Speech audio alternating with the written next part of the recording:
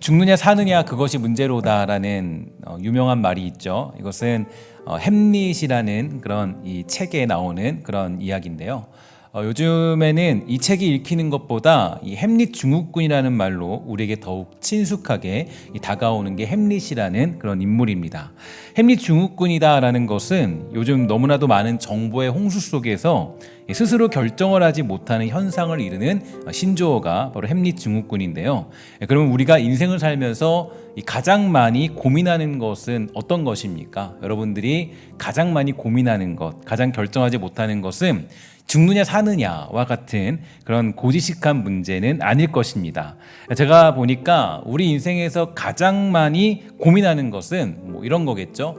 짜장면이냐 짬뽕이냐 뭐 이런 식의 어떤 고민들을 많이 할 수밖에 없죠. 그래서 이제 그 짜장면이냐 짬뽕이냐라는 결정, 요즘은 여름이니까 물냉면이냐 비빔냉면이냐라는 그런 질문도 던지게 되는데요. 정말 저는 늘 고민이더라고요. 이 물냉면을 먹고 싶은 한데 또 매운 비빔냉면이 땡기고, 그러니까 이게 참 힘든 결정이고 고민이에요. 그래서 이제 그 보니까 이 중국집에서는 새로운 대안을 내놨죠. 어떤 대안이냐면 짬짜면이라는 대안을 내놓게 됐습니다. 그래서 이게 짬짜면이 나왔는데 실은 이게 나왔는데 더 골치가 아파요. 왜냐면 골라야 될 게 3개가 됐거든요. 그래서 3개가 되니까 더 만만치 않은 그런 이 메뉴가 되었습니다. 심지어 요즘은 스마트폰이 발달되어 있어서 어떤 집이 맛있고 또 무엇이 더 이제 인기가 많은지에 대해서 정확히 평가가 되었기 때문에 더 곤란스러운 상황을 맞이하고 있습니다. 가끔씩 저는 이 교회 근처에 있는 분식집에 우리 사역자들하고 함께 갈 때가 있는데요. 그것은 엄청나게 많은 메뉴를 자랑하는 곳입니다. 그래서 처음에 갈 때는 가서 내가 꼭 뭘 먹어야지라는 생각을 할 때가 있어요. 그런데 이내 가서는 다른 메뉴를 결정하고 옵니다. 정말로 아이러니하게도 내가 생각지도 못했던 메뉴에 끌리게 되고 결국 그렇게 결정하는 것을 볼 수가 있게 되죠. 그래서 사실 우리가 보면 고민한다, 이런 고민스럽다, 뭐 고민이 있다, 걱정이 있어요 라는 것을 들어보면 대부분 뭐 철학적이고 깊은 이야기가 아니라 실은 매우 실생활적이고 아주 직접적인 일들, 거기에서 가장 고민이 되는 그런 삶을 우리는 살아가고 있습니다. 그럼 우리가 살고 있는 이 시대에 결정장애라고도 불리는 햄릿 증후군이 심각하게 대두되고 있는 이유는 어디 있을까요?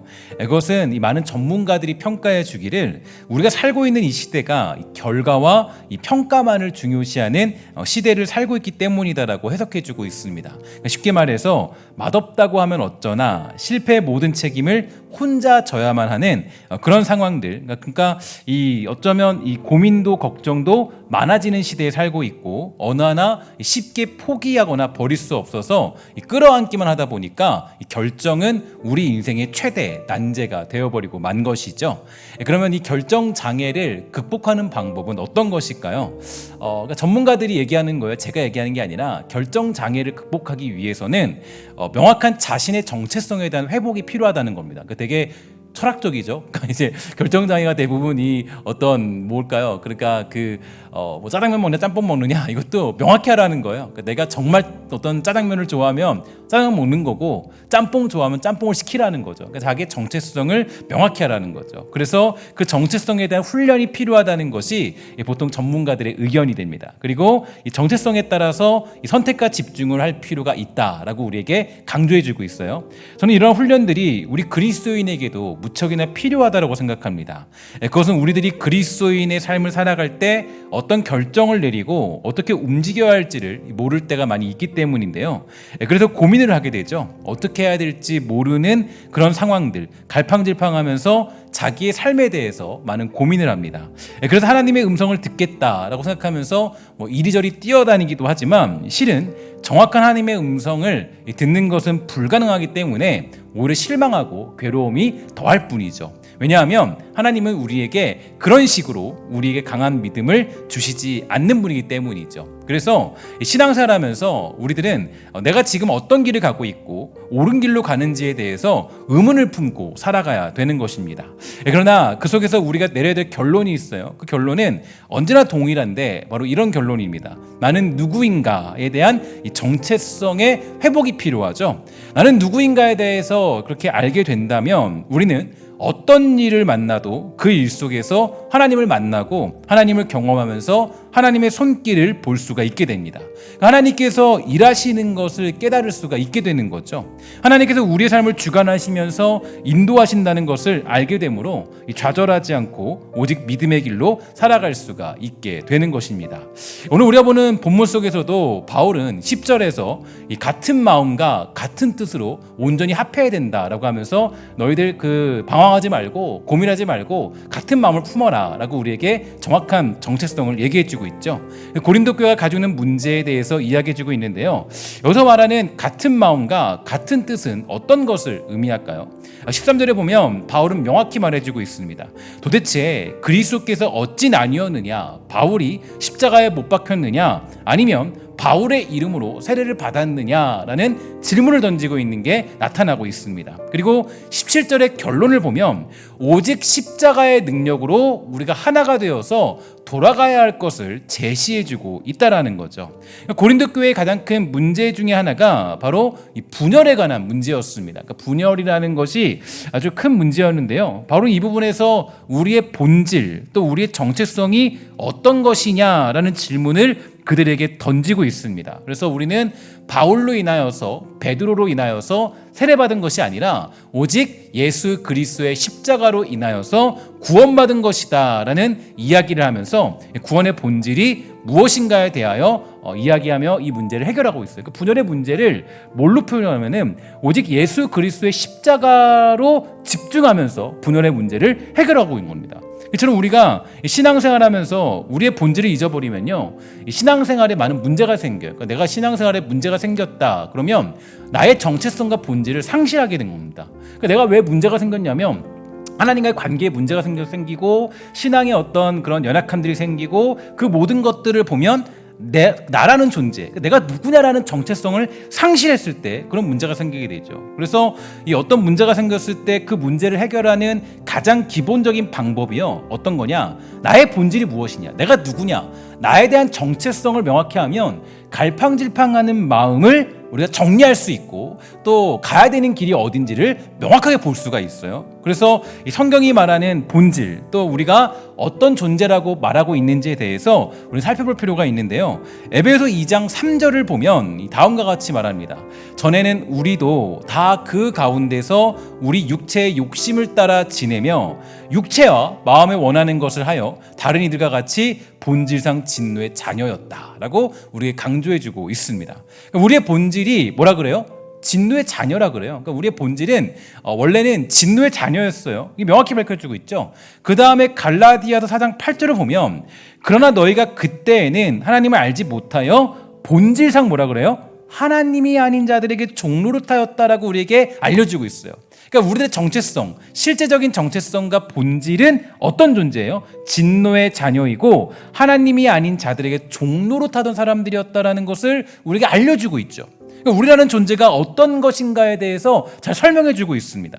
이에 따르면 우리들은 이 본질상 진노의 자녀이고 하나님이 아닌 자들에게 종노릇하기를 즐겨하는 자들이었다는 거예요. 그래서 조금만 방심하면 우리는 하나님 안에 있으나 죄에서 벗어나지 못하는 삶을 살아가는 것이 그 이유입니다. 그러니까 하나님을 믿고는 있지만 믿지 않는 자처럼 살아가는 이유, 그게 어디에 있느냐?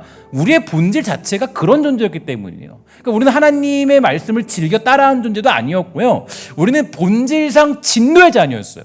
그러니까 우리가 조금만 방심하면, 그러니까 내가 기도 생활을 잊어버렸다, 내가 하나님과 만나는 시간들이 조금 줄어들었다, 그러면 우리는 너무 쉽게 무너지는 거예요. 그러니까 여러분들이 무너지는 이유, 제가 무너지는 이유, 우리 모두가 하나님 안에서 살아가지만 무너지는 이유가 어디 있냐면 우리 자체가 원래는 본질상 진노의 자녀였기 때문이에요. 그러니까 내가 만약에 예수 믿으면서도 기도 생활이 없다, 그러면 거의 99%예요. 삶이 거의 대부분 엉망일 수밖에 없습니다. 하나님 기억하지 못해요. 왜냐하면 우리는 본질상 진노의 자녀니까. 그러니까 내가 기도에 어떤 시간이 없다, 하나님께 기도하고 매달린 시간이 없다, 그러면 99%이 신앙이 굉장히 피폐해져 있고 하나님을 만나는 시간이 거의 없다고 보면 되는 거죠. 왜냐하면 우리의 본성이 그래요. 우리는 그걸 즐겨해요. 하나님을 찬양하는 것보다 찬양하지 않는 걸 즐겨하고 하나님을 기뻐하는 것보다 하나님을 기뻐하지 않는 것을 더 즐겨하는 존재예요. 그래서 교회에서 저도 마찬가지지만 이 많은 사역자들이나 또 많은 분들이 야 기도 생활해라, 우리가 공동체적으로 기도 생활을 해야 된다. 그럼 왜 그럴까요? 교회가 사람 많이 모아서 뭐 많이 이렇게 하고 막 그래서 하기 위함일까요? 그렇지 않아요. 우리가 정말 여기서 어떤 기도하는 법들을 잊어버리면, 기도하는 법들이 없으면 내가 정말 나의 살아가는 그런 삶 속에서 하나님 기도하는 게 거의 불가능하다고 보면 돼요. 왜냐면 우리가 자체가 그렇기 때문에 그래요. 그러니까 내가 기도 생활에 공동적인 기도 생활이 안 들어있다면, 내가 그런 생활을 감당하고 있지 않다면 우리는 대부분 기도 생활을 하고 있지 않는 것이 대부분의 모습들이죠. 그러니까 이게 우리들의 현실이에요. 그러니까 이유는 간단해요. 성경이 뭐라 그래요? 너희는 뭐였다 그래요? 본질상 진토의 자녀였고 또 하나님이 아는 자들에게 종노릇하였다라고 얘기해주고 있기 때문이에요. 그래서 우리는 그래서 우리는 이 땅을 살아갈 때 문제가 있고 또 악함이 있고 내 마음을 괴롭히게 하는 일들이 생기는 것은 당연한 것입니다. 그러니까 그래서 우리는 서로를 비난할 수 없는 이유가 여기도 있죠. 서로를 욕할 수도 없고 서로를 정죄할 수도 없는 이유가 거기에 있어요. 왜냐? 우리 모두는 지금 같은 위치에 서 있기 때문입니다. 조금 더 나은 사람도 없고요, 조금 더 괜찮은 사람도 없고요. 그것을 가지고 서로를 비난하는 것이 불가능한 이유가 거기에 담겨 있어요. 반면에 성경은 또 한 가지 정체성을 우리에게 알려주고 있죠. 어떤 정체성이냐? 바로 에베소서 1장 6절인데요. 우리 함께 읽도록 하겠습니다. 시작. 이는 그가 사랑하시는 자 안에서 우리에게 거저 주시는 바 그의 은혜의 영광을 찬송하게 하려 하는 것이다 라고 우리에게 가르쳐주고 있습니다. 다시 말해서 우리가 하나님의 은혜를 거저 받은 존재라는 것을 또한 말해주고 있어요. 나아가 1장 7절에 보면요, 그리스도 안에서 그의 보혈과 하나님의 은혜로 말미암아 죄사함 받았다라고 이야기하면서 우리는 은혜 안에서 모든 죄사함을 받은 자다라는 것을 증거해주고 있죠. 즉 우리가 비록 죄인이지만 의롭다 여김을 받을 수 있는 것은 오직 십자가의 보혈 하나님의 은혜로만 가능하다는 것을 선언해주고 있습니다. 로마서 5장 2절, 그로 말미암아 우리가 믿음으로 서 있는 이 은혜에 들어감을 얻었으며 하나님의 영광을 바라고 즐거워하느니라 라고 우리에게 강조해주고 있어요. 그러므로 우리에게 남는 것은요, 이 죄인에게 은혜로 주어진 예수 그리스도의 십자가밖에 없다라는 거예요. 결국 이것이 우리의 정체성이 되는 것이고 소망과 능력이 되는 겁니다. 그래서 우리에게 요구되는 삶이 있죠. 어떤 삶이냐? 그 삶은 곧 십자가의 삶이 되는 겁니다.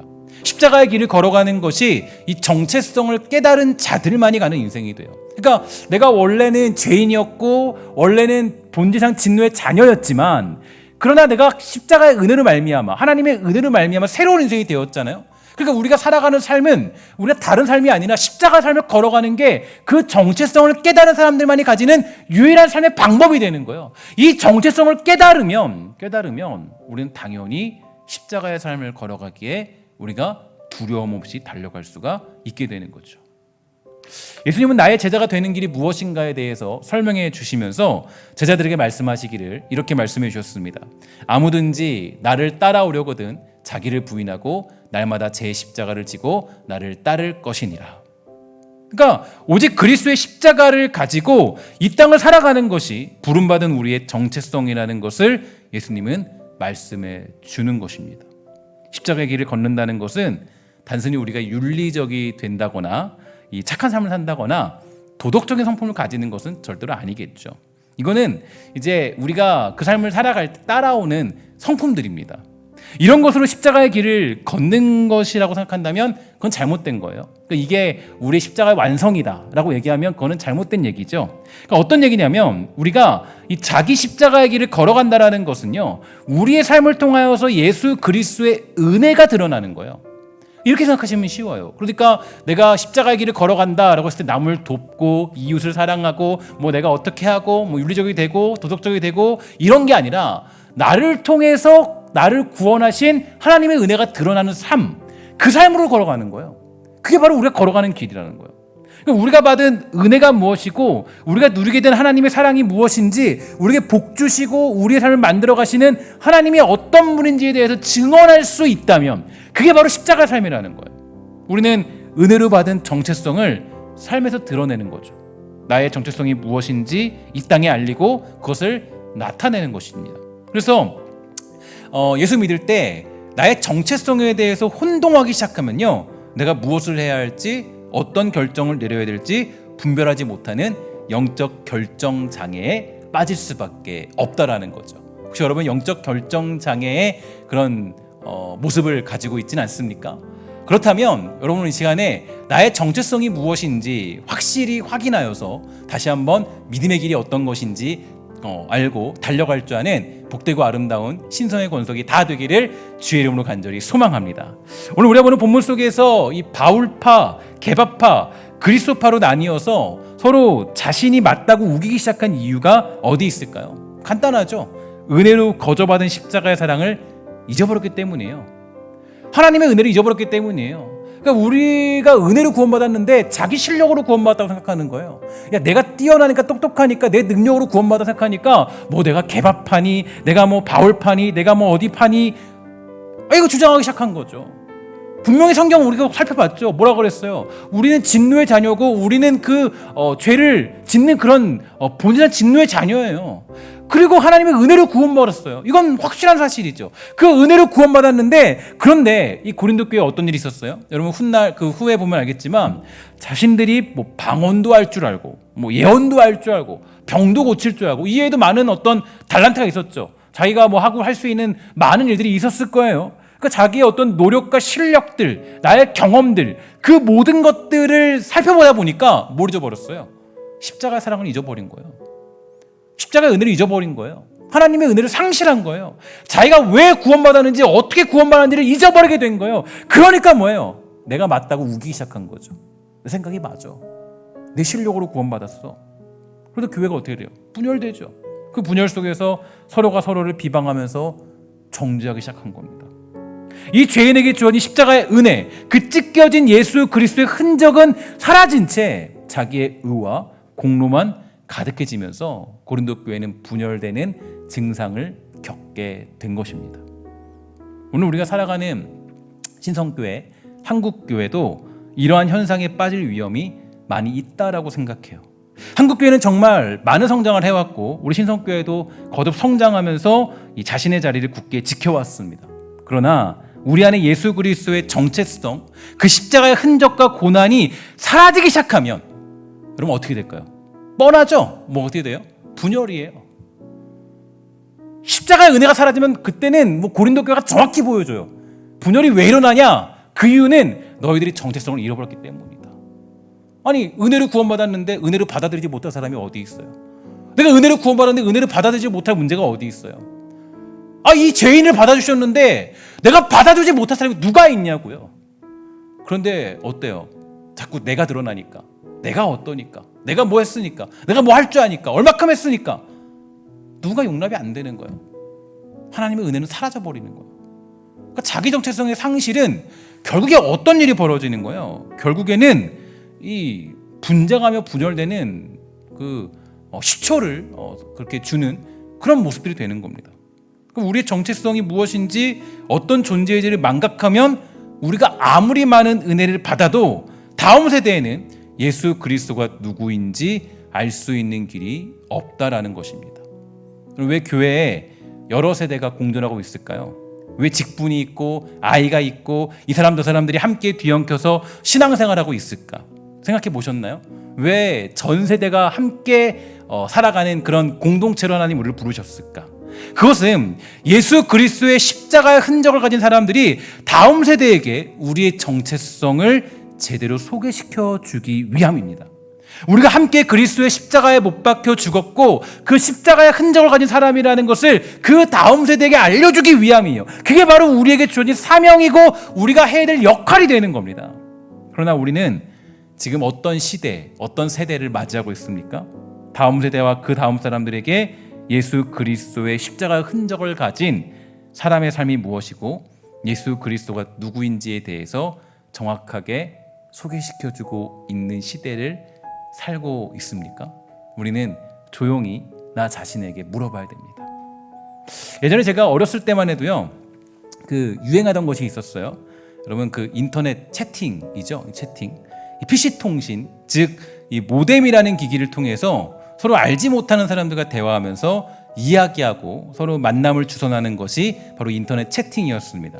그때 인터넷 채팅을 하는 방법은 그 전화기를 통해서 띠리리리리리 해가지고 막 연결했던 모뎀의 기억이 있어요. 지금 시대 사람들은 아이들은 전혀 생각지도 못할 정도로 그때 뭐 천리안 뭐 이런 것들이 있거든요. 그런 것들을 통해서 이제 전화기 통해서 그래서 이 전화기로 이렇게 인터넷 연결을 하면 그 어떻게 돼요? 그 어머니가 갑자기 전화기 들면 갑자기 그게 끊겨버려요. 인터넷 끊겨버려요. 그 정도로 아주 그 대단한 그런 일이 있었습니다. 근데 그때 뭐 이렇게 어쨌든 인터넷 채팅이 있죠. 그래서 이러한 인터넷 채팅을 통하여서 이 남녀가 서로 좋은 감정을 가지고 연애를 하기도 하던 시대가 그 당시의 모습이었습니다. 그러나 한번 생각해 볼게요. 맨날 통신상에서만 만난 것으로 서로에 대해서 정확하게 말할 수 있을까요? 아무리 많은 이야기를 하고 아무리 많은 밤을 지새워도 그 사람들이 만나지 않으면 의미가 없습니다. 그냥 지금으로 따지면 이 스마트폰의 기능 중에서 이 스마트폰과 대화하는 것과 차이가 없다고 해도 무방하겠죠. 일단 이 사람이란 존재는 그 채팅으로는 절대 불가능하고 일단 만나봐야 서로를 알 수 있고 그 진실을 알 수가 있게 됩니다. 그래서 그 당시에 이 통신상으로만 연인인 사람들도 꽤나 있었던 것으로 우리는 알고 있죠. 가끔씩 보면요, 우리들도 이러한 현실에 빠져 있는 경우가 많이 있는 것 같아요. 그러니까 어떤 경우냐면 예수님을 알긴 알아요. 알긴 아는 거예요. 예수님이 누군지 알아요. 예수님의 그 주시는 사랑과 은혜, 신앙이 뭔지는 어느 정도 대충 들어서 알아요. 예수님을 알긴 아는데 뭐가 빠져 있냐면 예수님을 진짜 알지는 못하는 거예요. 다음 세대에게 예수님을 보여주긴 하는데 이게 진짜인지 가짜인지 구분할 수가 없는 예수님을 보여주고 있는 겁니다. 야, 내가 바울에게 세례받았어. 아니면 내가 어떤 그리스도파야. 내가 어떤 개바파야. 이런 식으로 우리가 때로는 신앙생활 할 때가 많이 있다라는 거죠. 이유가 뭐예요? 우리가 나의 정체성을 잊어버렸기 때문이에요. 내가 어떤 존재였고 어떤 존재로 거듭났고 어떤 은혜를 받았는지를 잊어버렸기 때문입니다. 우리는 이 땅을 십자가의 눈으로 바라봐야 돼요. 그러니까 우리는 우리의 삶을 오직 예수 그리스도의 십자가의 흔적을 가진 자로서 살아가야 되는 겁니다. 바울은 갈라디아서 6장 14절에서 우리에게 다음과 같이 얘기해주고 있죠. 그러나 내게는 우리 주 예수 그리스도의 십자가 외에 결코 자랑할 것이 없으니 그리스도로 말미암아 세상이 나를 대하여 십자가에 못 박히고 내가 또한 세상을 대하여 그러하니라. 이후로는 누구든지 나를 괴롭게 하지 말라. 내 몸에는 예수의 흔적을 지니고 있느니라. 이렇게 되어 있습니다. 바울의 고백이에요. 이 고백 가지고 세상을 바라볼 줄 알아야 되고 우리의 삶을 바라볼 줄 아는 모습이 필요한 것입니다. 여러분은 기독교의 신앙, 우리가 누리는 신앙의 유익이 어떤 것이라고 생각하십니까? 그것은 우리의 가치관과 우리의 세계관이 변하는 것이죠. 우리가 예수 믿었더니 고난이 사라지는 것이 아니에요. 더 큰 고난이 와도 그것을 우리가 가진 정체성, 바로 예수 그리스도의 십자가의 흔적으로 바라보면서 우리의 정체성을 드러내는 것입니다. 그게 우리가 하나님을 믿고 있는 신앙의 유익이에요. 그래서 제가 늘 강조하는 게, 제가 이제 사역자들에게도 또 어떤 저희 목회 철학이나 이런 것들을 강조하고 이야기할 때 가장 중요한 건요, 어떤 거냐, 그 사람의 세계관이 변하는 거더라고 늘 얘기해줘요. 그러니까 여러분, 신앙이라는 건 그냥 내가 뭐 어떻게 해서 뭐 믿음이 생기고 뭐 어떻고 그게 아니에요. 여러분, 우리의 신앙이라는 건, 어떤 신앙의 가장 유익한 점은 우리의 그 정체성이 바뀌고 또 그 정체성에 따라서 나에게 주어진 세상을 해석하고 나에게 주어진 삶을 해석하고 나에게 주어진 인생을 해석하는 게 바로 신앙의 유익입니다. 어떻게 해석하는 거예요? 하나님의 은혜로 내가 부름받아서 십자가밖에 보이지 않는 그 인생으로 나의 삶을 해석해내는 거예요. 그렇게 살아가는 게 우리가 신앙의 가장 큰 유익이 되는 거죠. 그것이 그리스도인이고 자기 정체성을 아는 자들의 고백이 돼요. 근데 때때로 우리가 신앙이라는 것을 너무 문자적으로만 알 때도 많이 있고, 또 하나님을, 그 예수 그리스도의 그 놀라운 은혜를 직접 내가 보지 못하고 마치 인터넷 채팅에서 보듯이 그냥 아주 간접적으로만 예수님을 아는 경우도 종종 있게 돼요. 그러면 그렇게 되는 우리의 삶이 변하지 않죠. 여러분, 내가 예를 들어서 결혼을 합니다. 결혼을 한 것과 하지 않은 것과는 차원이 다르죠. 연인 사이에는 내 세계관이 변할 필요가 없어요. 그러니까 그러니까 사실 물론 그 연인을 고려할 필요도 있겠지만 내 인생이 그렇게 썩 고려할 필요까지는 없습니다. 생각해 볼 수는 있겠죠. 그러나 그게 고려 대상이 되지 않아요. 결혼하면 어때요? 결혼하면 모든 것들을 다 그 아내를 생각하면서 아내와 공유하면서 아예 인생의 모든 관점이 다 달라지는 거예요. 그게 바로 결혼했다는 의미예요. 신앙도 마찬가지예요. 신앙이라는 것도 예수 그리스도로 말미암아 내가 구원받은 사실을 나의 삶과 신앙 가운데 나를 적용시켜서 예수 그리스도의 십자가만을 바라보면서 우리의 삶을 해석해내는 능력, 그게 신앙의 아주 성숙이고 믿음의 성숙한 사람들이 나타나는 그런 모습들입니다. 예수를 믿었다, 신앙에 유익이 있다라고 할 때는 내가 그 예수 그리스도의 십자가로 나의 삶을 해석하는 자리까지 가게 되는 거예요. 그게 바로 그리스도인이고 자기 정체성을 아는 자들의 고백이 되는 거죠. 오늘 이 땅은 저는 요즘에 그 지난 금요일부터 그 코로나 시대를 지나면서 그런 마음이 많이 들었어요. 그러니까 요한계시록도 21장 마지막 부분에 보면 그렇게 얘기하죠. 뭐라 그러냐면 온 땅의 만국의 영광을 들고 오는 사람들, 그죠? 그러니까 그 성전에 들어가는데 만국의 영광을 다 들고 하나님께 갖고 오는 거예요. 그리고 마지막에 보면 뭐라 그러냐면 생명책에 기록된 자들만 이 성전에 들어올 수 있더라. 제가 그걸 보면서 굉장히 많은 도전을 받았어요. 생명책에 기록된 사람이 누구일까? 물론 자기 노력으로 얻는 사람들은 절대 아닐 거예요. 그러니까 우리가 구원이랑은 절대로 자기 노력으로 얻는 사람들은 절대 아니겠죠. 그러나 우리가 여러 가지 열매와 증거들은 충분히 가지고 있다는 것을 그들이 그 영광을 하나님께 돌리는 장면으로 알 수가 있습니다. 그러니까 우리가 이 땅 살아갈 때 가장 요즘에 이 코로나 시대를 지나면서 제가 이 4단계 그 소식을 듣고 우리 교회를 온라인으로 전환해야겠다라고 하면서 하나님께 가장 제 마음속에 다가온 주의 말씀은 그거였어요. 주님, 주여 주여 하는 자들마다 다 들어가는 것이 아니다. 주여 주여 하는 자들마다 다 들어가는 것이 아니다. 그러니까 하나님의 은혜를 아는 자들, 하나님의 은혜를 아는 자들, 그 사람들이 곧 어떤 사람들이에요? 생명책에 기록된 사람들이겠죠. 하나님의 은혜를 깨닫는 자들, 생명책에 기록된 사람들의 특징들이에요.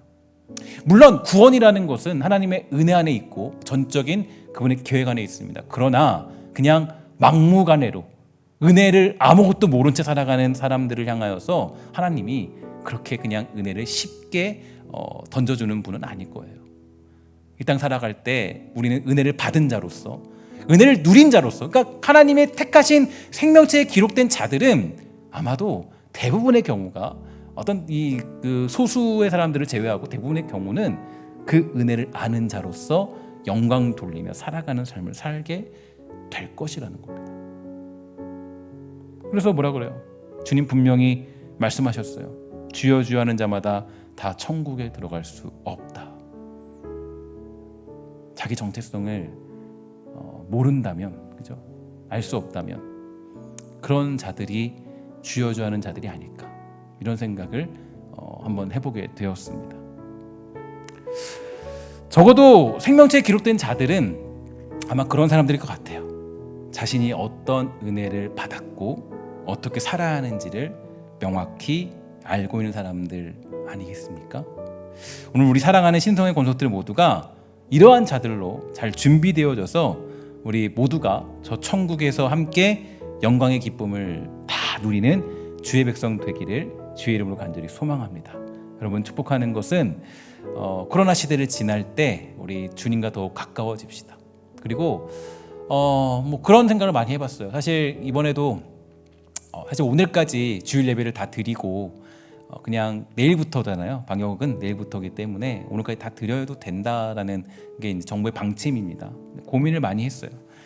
여러분들 한 번 더 드려서 이게 서로 다짐하고 이렇게 우리 2주 뒤에 봅시다라고 하면 좀 더 좋겠죠. 좀 더 은혜롭겠죠. 근데 그게 과연 하나님의 은혜를 아는 사람들의 모습일까라는 고민을 하면서 오늘부터 그렇게 온라인 예배를 시작하게 된 겁니다. 전환하게 되었어요. 그럼 우리가 이 땅 살아갈 때 하나님 은혜 아는 자들로 살아가는 건 중요합니다. 가정에서도 사회에서도 또 그게 우리가 살아가는 삶의 방식이에요. 그러니까 우리가 예수 믿으면, 하나님 믿으면, 내 정체성을 깨닫게 되면 우리가 이 땅에서 대충 살 수 없어요. 이기적으로 살아갈 수 없어요. 여러분 우리가 지난번 순종에 관한 그런 이 새벽기도를 지나면서 또 그런 강해들을 들으면서 여러분 한 가지 깨달은 것이 있죠. 이 땅에 때로는 불공평한 법도 따르고 순종하는 것, 그것도 우리가 그리스도인이 가야 될 길이라는 것을 깨닫게 되었을 것입니다. 사실 우리가 여러 가지 마음속엔 불평도 있고 불만도 있죠. 그러나 이 땅에서 우리가 해야 될 일이 무엇인가, 그리스도의 십자가의 은혜를 아는 자들은 어떻게 살아가야 될 것인가에 대해서 우리는 깨닫고 그 길을 걸어가야 되는 것입니다. 우리 신성의 권속들 잘 우리 2주 동안 3주 동안 잘 우리 보내시고 정말 하나님과 멀어지는 것이 아니라 아름답게 성숙하게 더욱 주님과 가까워지는 그런 시간이 되어서 우리 이제 이 코로나 이 강한 방역이 끝나게 되면 우리 또 한 번 성숙하게 만나게 되는 아름답고 복된 우리 모두가 다 되기를 주의 이름으로 간절히 소망합니다. 함께 기도하도록 하겠습니다. 하나님 감사합니다. 우리가 은혜 주셔서 우리가 성숙할 수 있는 기회를 주시고 또 주님 더욱 사랑하며 나의 정체성이 무엇인지 깨닫게 되는 시간을 허락해 주시니 참으로 감사합니다. 주님, 기도하기 소망하는 것은 우리 사랑하는 백성들이 나의 정체성에 대해서 깨닫도록 허락하여 주시고 주님이 누구신가에 대해서 다시 한번 깨닫게 되는 놀라운 은혜가 있도록 주님 허락하여 주시옵소서. 하나님, 우리 이 땅 살아갈 때 우리 주의 백성들 모두가 정말 천국문에 들어가지 못하는 자들이 아니라 생명책에 기록된 자들로 살아가는 은혜가 있도록 주님 허락하여 주시옵소서. 모든 말씀 예수님의 이름으로 간절히 기도합니다. 아멘.